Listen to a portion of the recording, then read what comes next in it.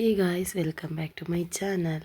So ಇದು ಸ್ವಲ್ಪ ಹಳೆ ವಿಡಿಯೋ ಅಂತಲೇ ಹೇಳ್ಬೋದು. ವಿಡಿಯೋ ಮಾಡಿಟ್ಟಿದ್ದೆ, ವಾಯ್ಸ್ ಓವರ್ ಕೊಡಲಿಕ್ಕೇ ಆಗಲಿಲ್ಲಾಗಿತ್ತು. ಸೊ ಬೆಳಗ್ಗೆಯಿಂದ ಮಧ್ಯಾಹ್ನದವರೆಗಿನ ರುಟೀನನ್ನು ಹಾಕಿದ್ದೀನಿ. ಇವಾಗ ಮಧ್ಯಾಹ್ನ ಮೇಲಿನ ರುಟೀನನ್ನು ಹಾಕ್ತಾಯಿದ್ದೀನಿ.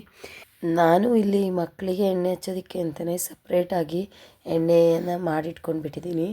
ಎಣ್ಣೆ ಹಾಗೆಯೇ ಒಂದು ಬಾಕ್ಸಲ್ಲಿ ಎಣ್ಣೆ ಹಾಗೆಯೇ ಒಂದು ಬಾಕ್ಸಲ್ಲಿ ತುಪ್ಪವನ್ನು ಹಚ್ಚಿ ತಗೊಂಡಿರ್ತೀನಿ. ಮಲಗಿ ಎದ್ದ ನಂತರ ತುಪ್ಪವನ್ನು ಹಚ್ತೀನಿ. ಎಮ್ಮೆ ತುಪ್ಪವನ್ನು ಮೈಗೆ ಹಚ್ಚಿ ಮಸಾಜ್ ಮಾಡೋದ್ರಿಂದ ಚೆನ್ನಾಗಿ ಕಲರ್ ಬರುತ್ತೆ ಅಂತ ಹೇಳ್ತಾರೆ. ಸೊ ಮೈಥಿಲಿಗೂ ಹಾಗೆ ಮಾಡಿದ್ದೀನಿ. ಇವಾಗ ಕನ್ನಿಕಾಗೆ ಕೂಡ ಹಾಗೆ ಮಾಡ್ತೀನಿ. ಕನ್ನಿಕಾ ಎಷ್ಟೊತ್ತು ಮಲಗ್ತಾಳೋ ಅಷ್ಟೊತ್ತು ಕೂಡ ನಾನು ಮೈಥಿಲಿ ಜೊತೆ ಆಟ ಆಡ್ತೀನಿ. ಅವಳಿಗೂ ಅನಿಸ್ಬಾರ್ದು ಅಮ್ಮ ಯಾವಾಗಲೂ ಕನ್ನಿಕನ ಜೊತೆನೇ ಇರ್ತಾಳೆ, ನನಗೆ ಲಕ್ಷ್ಯ ಕೊಡೋದೇ ಇಲ್ಲ ಅಂತೆಲ್ಲ ಅನಿಸ್ಬಾರ್ದು. ಸೊ ಹಾಗಾಗಿ ಕನ್ನಿಕನ್ನು ಅಲ್ಲೇ ಆಟ ಆಡಿಸ್ಕೊಳ್ತಾ ಕೆಲವು ಸಲ ಮೈಥಿಲಿನ ಕೂಡ ಆಟ ಆಡಿಸ್ತೀನಿ. ಆದರೂ ಅವಳು ಸ್ವಲ್ಪ ದೊಡ್ಡವಳಾಗಿರೋದ್ರಿಂದ ಮನೆ ಒಳಗಡೆನೇ ಇರೋದಕ್ಕೆ ಸ್ವಲ್ಪ ಬೇಜಾರು ಮಾಡ್ಕೊಳ್ತಾಳೆ. ಆದರೂ ಹಾಗೂ ಹೀಗೂ ಮ್ಯಾನೇಜ್ ಆಗಿಬಿಡುತ್ತೆ. 3.5 ವರ್ಷ ಆಗ್ತಾ ಬಂತು. ಇನ್ನೇನು ಅಂಗನವಾಡಿಗೆ ಕಳಿಸ್ಬೇಕು ಅಂತ ಕೂಡ ಯೋಚನೆ ಮಾಡಿದ್ದೀವಿ. ನೋಡಬೇಕು ಏನಾಗುತ್ತೆ ಅಂತ ಹೇಳಿ. ಕನ್ನಿಕನ ಇಲ್ಲೇ ಆಡಿಸ್ಕೊಳ್ತಾ ಮೈಥಿಲಿನ ಕೂಡ ಆಡಿಸ್ತಾ ಇರ್ತೀನಿ. ಹೀಗೆ ತುಂಬ ಬೋರ್ ಅನಿಸುತ್ತೆ ಒಳಗಡೆ ಆಡೋದು. ಆದರೂ ಕೂಡ ಹಾಗೆ ಹೀಗೆ ಅಂತ ಹೇಳಿ ಒಳಗಡೆನೇ ಇರ್ತೀವಿ. ಹೊರಗಡೆ ಹೋಗೋದಕ್ಕೆ ಸ್ವಲ್ಪ ಭಯ. ಏನಪ್ಪ ಅಂದರೆ ತುಂಬಾ ಉಣುಗು ಅಂತ ಏನು ಹೇಳ್ತೀವಿ ಅದು ಆಗಿಬಿಟ್ಟಿದೆ ಹೊರಗಡೆ ಎಲ್ಲ. ಸೊ ಸ್ವಲ್ಪ ಭಯ ಆಗುತ್ತೆ, ಹುಲ್ಲಲ್ಲೆಲ್ಲ ಇರುತ್ತೆ ಅಂತ. ಆದರೂ ಕೂಡ ಸುಮಾರು 1 ತಾಸು ಹೀಗೆ ಹೊರಗಡೆ ವಾಕಿಂಗು ಅದು ಇದು ಅಂತ ಹೋಗ್ತೀವಿ. ಮಕ್ಕಳಲ್ವ, ಅವರಿಗೆ ಎಷ್ಟೊತ್ತು ಮನೆ ಒಳಗಡೆನೇ ಅಂತ ಇರ್ತಾರೆ. ಸೊ ಹಾಗಾಗಿ ಹೊರಗಡೆ ಕರ್ಕೊಂಡೋಗಿ ಒಳಗಡೆ ಹೀಗೆ ಆಡಿಸ್ತಾ ದಿನ ಅಂತೂ ಕಳೆದೋಗ್ತಾಯಿದೆ. ಹೇಗೆ ಕಳೆದೋಗುತ್ತೆ ಅಂತಲೇ ಗೊತ್ತಾಗೋದಿಲ್ಲ. ಇಬ್ಬಿಬ್ಬರು ಮಕ್ಕಳ ಜೊತೆ ಟೈಮ್ ಸ್ಪೆಂಡ್ ಮಾಡೋದೇನೇ ಒಂಥರ ಖುಷಿ ಅಂತ ಹೇಳ್ಬೋದು. ಕನ್ನಿಕಾ ಅಂತೂ ಇವಾಗ ತುಂಬ ಕಲಿತಾಳೆ. ಅದು ಇದು ಅಂತ ಹೇಳಿ ಕಲಿಯೋದಾಗಿರ್ಬೋದು, ನಗಾಡೋದಿರ್ಬೋದು, ಈ ಥರ. ಅಯ್ಯಪ್ಪ ಶರಣಂ ಶರಣಂ ಬಿದೋಗ್ತಾ ಇದ್ರ ಮೇಲೆ. ಸ್ವಾಮಿ ಶರಣಂ ಅಯ್ಯಪ್ಪ ಶರಣಂ ಶರಣಂ ಶರಣಂ ಅಯ್ಯಪ್ಪ ಸ್ವಾಮಿ ಶರಣಂ ಅಯ್ಯಪ್ಪ ಶರಣಂ.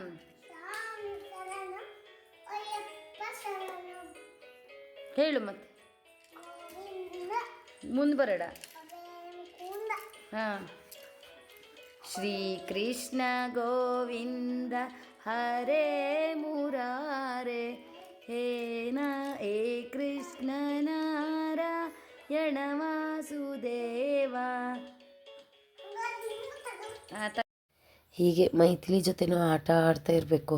ಇಲ್ಲಾಂದರೆ ಅವಳದ್ದೊಂದು ಸ್ವಲ್ಪ ಜಾಸ್ತಿ ಆಗಿಬಿಡುತ್ತೆ. ಈಗೀಗ ಅಂತೂ ತುಂಬಾ ಹಠ ಆಗಿರ್ಬೋದು, ಕಿಲಾಡಿ ಆಗಿರ್ಬೋದು, ವಿಪರೀತ ಅಂತ ಹೇಳ್ಬೋದು. ನನಗಂತೂ ಒಂದೊಂದು ದಿನ ಅಳು ಬಂದೋಗುತ್ತೆ, ಅಷ್ಟೊಂದು ಕಿಲಾಡಿಯನ್ನು ಮಾಡ್ತಾಳೆ. ಕಿಲಾಡಿ ಅಂದರೆ ತಾನು ಏನಾದರೂ ಗಾಯ ಮಾಡ್ಕೊಳ್ಳೋದು ಈ ಥರ ಮಾಡ್ತಾಳೆ. ಇಲ್ಲಾಂದರೆ ನನಗೆ ಕೂಡ ಗಾಯ ಮಾಡ್ತಾಳೆ. ನನಗೆ ಕಚ್ಚೋದಾಗಿರ್ಬೋದು, ನನ್ನ ಕೂದಲನ್ನು ಉಗಿಯೋದಾಗಿರ್ಬೋದು, ಈ ಥರ ಸಣ್ಣ ಪುಟ್ಟ ಕಿಲಾಡಿ ಅದು ಹೋಗಿ ಹೋಗಿ ಹೋಗಿ ದೊಡ್ಡದಾಗ್ಬಿಡತ್ತೆ. ಅವಳು ಹೋಗಿ ಜಂಪ್ ಮಾಡೋದು, ಬೀಳೋದು, ಈ ಥರ ಎಲ್ಲ ಮಾಡ್ತಾ ಇರ್ತಾಳೆ. ಒಂದೊಂದು ಸಲ ತುಂಬ ಬೇಜಾರಾಗ್ಬಿಡತ್ತೆ ನನಗೆ. ಏನಪ್ಪ ಮಾಡೋದು ಇವಳಿಗೆ ಅಂತೆಲ್ಲ. ಏನು ಹೇಳಿದ್ರೂ ಕೇಳೋದಿಲ್ಲ, ಯಾರ ಮೇಲಿನ ಹೆದರಿಕೆ ಕೂಡ ಇಲ್ಲ. ಇರಲಿ ನೋಡೋಣ, ಅಂಗನವಾಡಿಗೆ ಹೋದ್ಮೇಲೆ ಸರಿಯಾಗತ್ತೇನೋ ಅಂತ ಒಂದು ನಂಬಿಕೆಯಲ್ಲಿದ್ದೀನಿ. ಸೊ ಇವಾಗ ಒಂದು ಅಂಟಿನುಂಡೆ ರೆಸಿಪಿಯನ್ನು ಹೇಳ್ಕೊಡ್ತೀನಿ. ಇದನ್ನು ಡೈಲಿ ತಿನ್ನೋದ್ರಿಂದ ಸೊಂಟ ನೋವಾಗಿರ್ಬೋದು, ಬೆನ್ನು ನೋವಾಗಿರ್ಬೋದು ಏನೂ ಕೂಡ ಇರೋದಿಲ್ಲ. ನಾನಂತೂ ಇದರಲ್ಲೇ ನನ್ನ ಬಾಳಂತನವನ್ನು ಮುಗಿಸ್ಕೊಂಡು ತುಂಬ ಗಟ್ಟಿಯಾಗಿದ್ದೀನಿ ಅಂತ ಹೇಳ್ಬೋದು. ಸೊ ಇದಕ್ಕೆ ಬಾದಾಮಿ, ದ್ರಾಕ್ಷಿ, ಉತ್ತುತ್ತೆ, ಅಂಟು ಏನು ಹೇಳ್ತೀವಿ ಅದು ಎಲ್ಲ ಬೇಕಾಗುತ್ತೆ. ಇವಾಗ 9:15 ಆಗಿಬಿಟ್ಟಿದೆ, ಇವಾಗ ಮಾಡ್ಕೊಳ್ತಾ ಇದ್ದೀನಿ. ಸೊ ಇದನ್ನು ಮಾಡಿಕೊಂಡು ತಿನ್ನೋದ್ರಿಂದ ಬಾಣಂತಿಯರಿಗೆ ಎದೆ ಹಾಲು ಕೂಡ ತುಂಬಾ ಜಾಸ್ತಿ ಆಗುತ್ತೆ.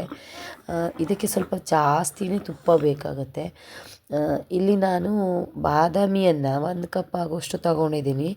ಹಾಗೆಯೇ ಅದನ್ನು ಸ್ವಲ್ಪ ರುಬ್ಕೊಂಡಿದ್ದೀನಿ. ನೀವು ಬೇಕಾದರೆ ಬಾಯಿಗೆ ಸಿಗಬೇಕು ಅಂದರೆ ಸ್ವಲ್ಪ ಒಡ್ಗಡಿ ಮಾಡಿಕೊಂಡ್ರು ನಡೆಯುತ್ತೆ. ಇಲ್ಲಿ ನಾನು ಒಂದು 2-3 ಸ್ಪೂನ್ ಹಾಕ್ಕೊಂಡು ತುಪ್ಪವನ್ನು ಚೆನ್ನಾಗಿಯೇ ಹಾಕ್ಕೊಂಡು ಫ್ರೈ ಮಾಡ್ತಾಯಿದ್ದೀನಿ. ಬಾದಾಮಿಯ ಹಸಿ ವಾಸನೆ ಎಲ್ಲ ಸ್ವಲ್ಪ ಇರುತ್ತೆ ಅಲ್ವಾ, ಅದೆಲ್ಲ ಹೋಗಬೇಕು. ಅಲ್ಲಿ ತನಕ ಬಾದಾಮಿಯನ್ನು ನೀಟಾಗಿ ಹುರ್ಕೊಳ್ಬೇಕು. ಒಂಥರ ಅದ್ರದ್ದು ಚೆನ್ನಾಗಿರೋ ಸ್ಮೆಲ್ ಬರುತ್ತಲ್ವ, ಅಲ್ಲಿ ತನಕ ಫ್ರೈ ಮಾಡ್ಕೊಳ್ಳಿ. ಹಾಗಂತೇಳಿ ಕಚ್ಕೊಳ್ಬೇಡಿ, ಯಾಕೆಂದರೆ ಇದಕ್ಕೇ ನಾನು ಎಲ್ಲ ಐಟಮನ್ನು ಹಾಕಿ ಹುರ್ಕೊಳ್ತಾ ಹೋಗ್ತೀನಿ. ಬಾದಾಮಿಯನ್ನು ಫ್ರೈ ಮಾಡಿ ತೆಗೆದಿಟ್ಟು ಈ ಥರ ಎಲ್ಲ ಮಾಡೋದಿಲ್ಲ. ಸೊ ಹಾಗೆಯೇ ಇಲ್ಲಿ 1 ಕಪ್ ಆಗುವಷ್ಟು ಉತ್ತುತ್ತೆಯನ್ನು ಕೂಡ ಬೀಜವನ್ನು ತೆಗೆದು ಹುಡಿ ಮಾಡಿ ಇಟ್ಕೊಂಡಿದ್ದೀನಿ. ಉತ್ತುತ್ತೆ ಹಾಗೆಯೇ ಬಾದಾಮಿನೇ ಇದಕ್ಕೆ ಶಕ್ತಿ ಅಂತ ಹೇಳ್ಬೋದು.